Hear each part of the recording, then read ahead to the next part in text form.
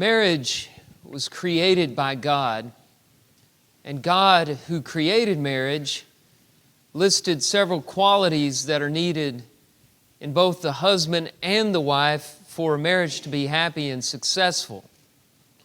Now, there are some people who are uncomfortable with that idea because in order to cultivate qualities in your marriage, you have to put in some work. Some people don't like the idea of a marriage taking work because they bought into this fantasy that you fall in love with somebody and then marriage takes over and it's just a natural thing. It's natural and it's easy, but that's not the truth, and those of you who've been married for a long, long time can all attest to the fact that it's not the truth. Marriage does take work. And there are a lot of reasons why, and we don't have time to get into all of them, but I can give you one example. One example is that we're constantly changing. Every human being never stays the same. He or she is constantly changing day after day, month after month, year after year. And that means that the person married to that human being who's constantly changing is having to adapt and adjust all of the time, and vice versa. So is the other person. And so you're, as one author put it one time, learning how to love and care for the stranger to whom you find yourself married. That's one of the things that makes it difficult. You have to work at it because you're adapting all of the time and keeping that commitment that you've made.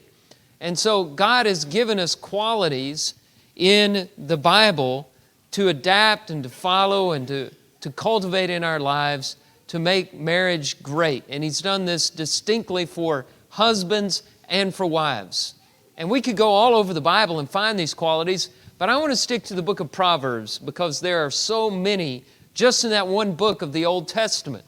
There's a story about William Jennings Bryan, the great orator, when he went to his future father-in-law's house to ask for his future wife's hand in marriage. And he wanted to impress the father, and the father had a respect for the Bible, as Bryan did, so he quoted Scripture to the father on this occasion, quoting Proverbs chapter 18, verse 22, "He who finds a wife finds a good thing and obtains favor from the Lord."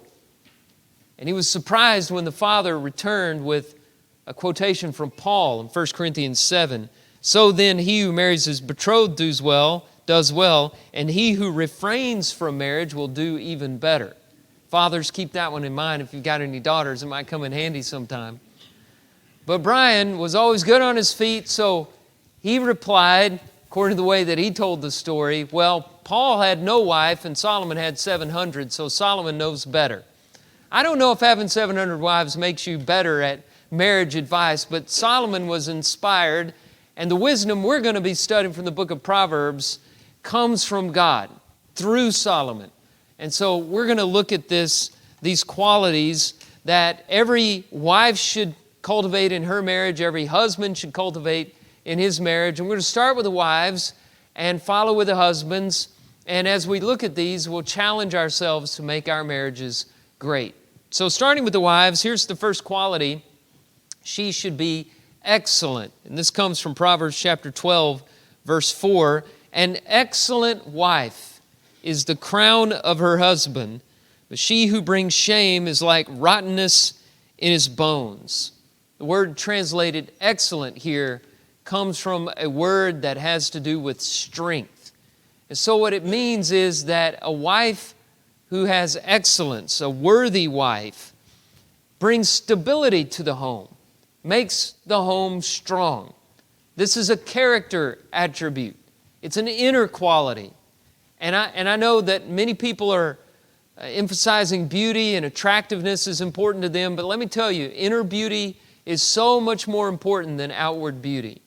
If you're looking for a mate, look for someone first who has inner qualities of Christ, because that is so much more important to a long and lasting and a happy marriage. What is an excellent wife? Well, in the book of Proverbs, you have a lengthy discourse on that in chapter 31 from King Lemuel. And he starts talking about an excellent wife in verse 10, where he says, "An excellent wife who can find? She's far more precious than jewels. The heart of her husband trusts in her, and he will have no lack of gain. She does him good and not harm all the days of her life. She seeks wool and flax and works with willing hands. She is like the ships of the merchant. She brings her food from afar. She rises while it is yet night and provides food for her household and portions for her maidens. She considers a field and buys it. With the fruit of her hands she plants a vineyard. She dresses herself with strength and makes her arms strong. She perceives that her merchandise is profitable. Her lamp does not go out at night. She puts her hands to the distaff and her hands hold the spindle. She opens her hand to the poor and reaches out her hands to the needy. She is not afraid of snow for her household, for all her household are clothed in scarlet. She makes bed coverings for herself. Her clothing is fine linen and purple. Her husband is known in the gates while he sits among the elders of the land. She makes linen garments and sells them. She delivers sashes to the merchant. Strength and dignity are her clothing, and she laughs at the time to come. She opens her mouth with wisdom, and the teaching of kindness is on her tongue. She looks well to the ways of her household and does not eat the bread of idleness. Her children rise up and call her blessed. Her husband also, and he praises her. Many women have done excellently, but you surpass them all. Charm is deceitful and beauty is vain, but a woman who fears the Lord is to be praised. Give her of the fruit of her hands, and let her words praise her in the gates. That's what an excellent, worthy wife is. All of those qualities, her industriousness, her dignity, her charm, her loyalty and devotion to her family, her pristine character, all of those things come from the inside out. It's not just about the way a woman looks on the outside. It's more about how she looks on the inside. And back at Proverbs chapter 12, the verse we were talking about at the beginning of this quality, you'll notice that that excellence of the wife is the crown of her husband. It is something that makes her dignified and respectable. The community, the friends, the children, the church view the marriage with pride because of her. And the excellence, the opposite of excellence is shame. And shame brings reproach upon the family. Either spouse can do that. Excellence is what you look for. And so that's the first quality we're going to look at. Here's the second one as it applies to wives. The second one is that she be wise. That she have wisdom. And this comes from Proverbs chapter 14, verse 1. The wisest of women builds her house, but folly with her own hands tears it down. It is with wisdom that a good wife builds her house. In other words, she puts her home on a solid foundation with her responsible behavior with regard to all things, finances, on the order, the way that she manages her home, on the tranquility that she brings to the home, the way that she trains and disciplines the children, and so on and so forth. She must do this with wisdom. And you might find it interesting that the wife and not the husband is described here as the one who's building the home. We'll get to what it means to say that a husband is the head of the household in just a minute. But let's talk about this idea that she can build her home. You know, over in the New Testament, 1 Timothy chapter 5, verse 14, it is said that a woman who is a wife manages her household. And the word there for the management of the household is an interesting Greek word from which we get our English word despot, which has to do with a dictator or something. And that's not what it's saying that a wife should be over her house, that she should be a tyrannical dictator over the home. But it does mean that she should manage the home. She's been given the responsibility of the management of the household. Now, that also doesn't mean that it's her sole responsibility. The husband should pitch in and help with domestic affairs, and so should the children. All under her direction as she builds up the house, and she uses her wisdom, among other things, to do that in a good way. Just as we talked about the opposite of excellence, we talk about the opposite of wisdom. The opposite of being wise is being foolish. That is lazy and contentious, being immoral. That kind of wife does not build up her house, she tears it down. So wisdom is also very important. Likewise, she must be prudent. This is the third quality. Very similar to wisdom, you have prudence. Proverbs chapter 19, verse 14. House and wealth are inherited from fathers, but a prudent wife is from the Lord. In other places, this word is rendered wise or clever or effective. And there may not be a whole lot of distinction between prudent and wise. Some have seen a difference in that while wisdom is what you actually have on the inside, prudence is how you are perceived by society. It's important that you have a good reputation, that you have a reputation for being a responsible person.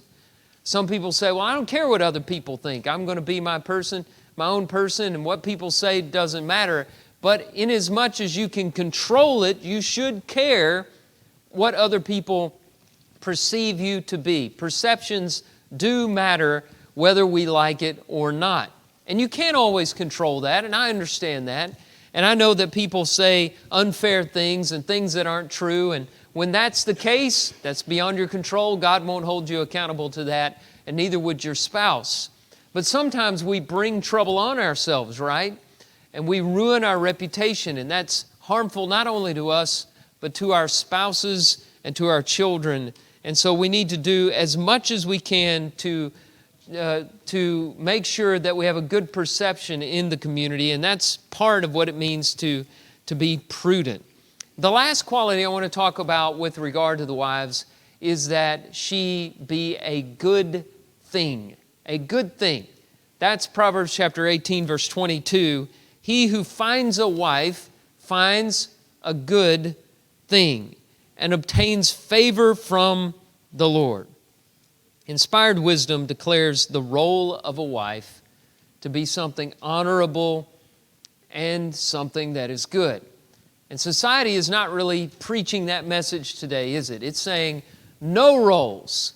They believe that equal value demands equal roles, and that there shouldn't be a distinction made between a man and a woman, or even a husband and a wife. And we're talking about things these days like same-sex marriage and homosexuality, and we need to understand there are gender roles assigned in the Bible. And they're not only assigned biologically, but the Bible tells us there is a spiritual difference in roles between men and women. It has nothing to do with value, but against the complementary nature of a marriage relationship. I know that the world seeks to change that, and when they see things in the Bible, if they haven't thrown the Bible out the window already, they try to reinterpret passages of Scripture like what we're talking about here in Proverbs 18 and in other passages. And they say, well, that was a cultural thing. God doesn't expect that to be passed down to us in the 21st century today. We live in a different time. But every time you read about gender roles in marriage relationships in the Bible, they're always connected to creation. They go way beyond, they transcend the culture. And the Bible is very careful to always tie that into the way that we were created by the Creator who made marriage. And so we need to recognize that and say, a wife with her specific gender role, that is a good thing. It's not something that needs to be changed because we want to have things differently today. It's a good thing. And so those are qualities that belong to the wife according to Scripture. And they do take work. They're very challenging, and the same can be said of the husbands, to which I want to turn at this time. We'll start with the first one. A husband should be characterized by joy. Look at Proverbs chapter 5, verse 18. Let your fountain be blessed, and rejoice in the wife of your youth. Now, this is Solomon writing, and so I think it's fair to bring in a passage from Ecclesiastes where he says something similar in Ecclesiastes chapter 9, verse 9. Enjoy life with the wife whom you love, all the days of your vain life that He's given you under the sun, because this is your portion in life and in your toil, at which you toil under the sun. And you say, well, enjoy life with my wife. That sounds pretty easy. It sounds pretty good. Well, if it's so easy, why do we ruin that so many times? You know, we get so busy and overworked and stressed out that we make it impossible for there to be any joy for us husbands and for anybody else in the home as far as that goes. We need to make sure that we clear out all the obstacles to joy so that we can enjoy our marriages and rejoice in the wife of our youth. Proverbs 5:19, the verse that follows the one I mentioned a moment ago, says that husbands should be intoxicated with their wife's love. That means to be overwhelmed or awed by that love. That's the kind of joy that ought to be in a marriage relationship. It's not always there. And many times when it's not there and it's not nurtured in the way that it should be, and obstacles are allowed to exist in the home to block that kind of joy, men and women, husbands are who we're concentrating on here, start thinking about alternatives. Maybe another person. They commit adultery. And the book of Proverbs, and the whole Bible for that matter, is very clear on this point. When you invite that kind of thing and you consider alternatives to your marriage, you're inviting ruin and destruction into your home. I'm not saying it's impossible to recover from an affair. I've seen many, many people do that. I've seen many marriages get stronger after an affair, but it's never the same as it was before. And by having an affair and considering alternatives, you're just inviting ruin and destruction into your home. Proverbs chapter 6, verses 32 and 33 says, "He who commits adultery lacks sense. He who does it destroys himself. He will get wounds and dishonor, and his disgrace will not be wiped away." So there's some things that you can't undo, and this is one of those. So rejoice in the wife of your youth. Make joy in your home. It's very important. Secondly, for husbands, they also need to be characterized by steadfast love. This is a very important concept in the Old Testament in particular. This word steadfast love, expressed by the Hebrew term kesed, which has to do with love and loyalty and faithfulness. It's often used of God, and in Proverbs chapter 19, verse 22, it's used of a man. What is desired in a man is steadfast love. The NIV has the translation unfailing love, and that's what it is. It's used of God's covenant love towards His people. Whenever God appeared to Moses in his discouragement asked God to show him His glory in Exodus chapter 33. And the Lord said, "I'll pass in front of you and declare my glory. And you cannot see my face, but you can see my back, and I'll hide you in the cleft of the rock." You remember that scene. When God did pass through, it wasn't a description of His back that we get or what Moses saw with his eyes, his physical eyes, but rather what he saw with his spiritual eyes. And among those qualities in God that he saw was God's steadfast love, His loyalty to the covenant, His faithfulness to Moses himself. This is such an important concept when it comes to God because of the covenant that God had with Israel. And that's why you see it so much in the Old Testament, because that covenant is stressed and God's keeping that covenant is proclaimed. Well, marriage is also a covenant. It's a covenant between God and a husband and a wife. And just as God's covenant with Israel demands steadfast love, so does the covenant between a husband and his wife. Men, we have to be loyal. We have to be faithful and love our wives as God loves us. And we need to communicate that love to them. This is something that's, for some reason, more difficult for men than it is for women. It depends on who the man is, and it depends on who the woman is. But men, generally speaking, have a difficult time communicating their feelings and their love to their wives, and we need to work on that. It's not enough to simply have it. You've got to let them in on the secret. You know, they need to know it too. And there's some help with that in Scripture. Solomon, again, is very helpful. If you go to Song of Solomon, one of the reasons that book is in the Bible is to teach us how to communicate our love to one another in a marriage relationship. And you can read that and see the kind of expressions that are appropriate between husbands and wives, such as Song of Solomon, chapter 1, verse 15. "Behold, you are beautiful, my love. Behold, you are beautiful. Your eyes are doves." We need to learn to express our love to one another in marriage. The third quality I want to talk about for husbands in the home is the head of the house. He's called that in the New Testament, in the Old Testament, and in the book of Proverbs, it's pretty much assumed. Whenever you see instructions given to children, for example, in the household, in the book of Proverbs, they come first from the man and then from the woman. You can look at chapter 1, verse 8 for an example. That's what I have up on the slide there, where the man speaks first, "Hear, my son, your father's instruction, and forsake not your mother's teaching." There's an assumption behind that. The father's taking the lead in giving this instruction and disciplining the children in leading the household. And of course, in the New Testament, this becomes more explicit, especially in Ephesians chapter 5, verses 22 and following, where Paul says, "Wives, submit to your own husbands as to the Lord, for the husband is the head of the wife, even as Christ is the head of the church and is himself its Savior. Now as the church submits to Christ, so also wives should submit in everything to their husbands." So again, we're looking at roles. The wife is a good thing. The husband is the head of the wife. We see this a lot. And this, of course, has nothing to do with a totalitarian rule in the home. First of all, that's impractical. It just never would work. Many husbands have tried it and failed miserably by exerting that kind of abuse of authority.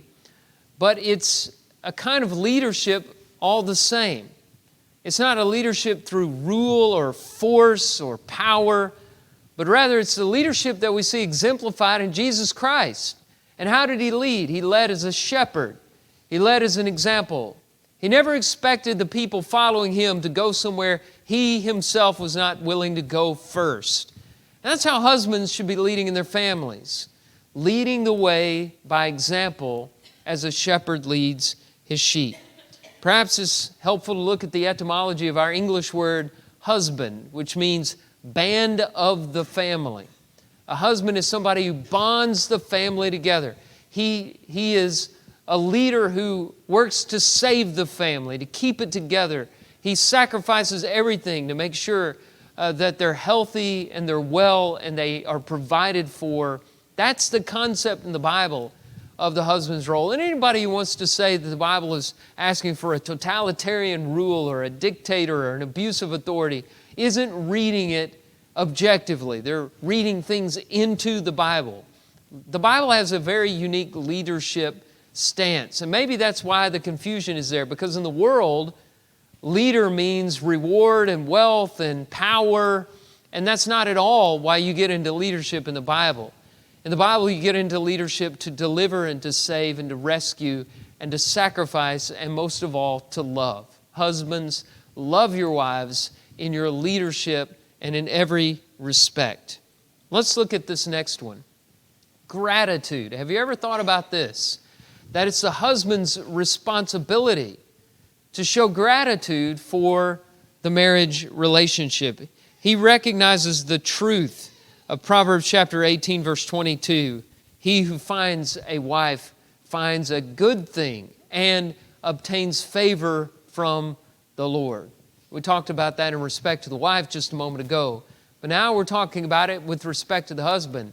Husbands, do you realize that in finding your wife, you found a good thing? Do you realize in finding happiness and love in marriage, you have obtained favor that has come from heaven, from the Lord?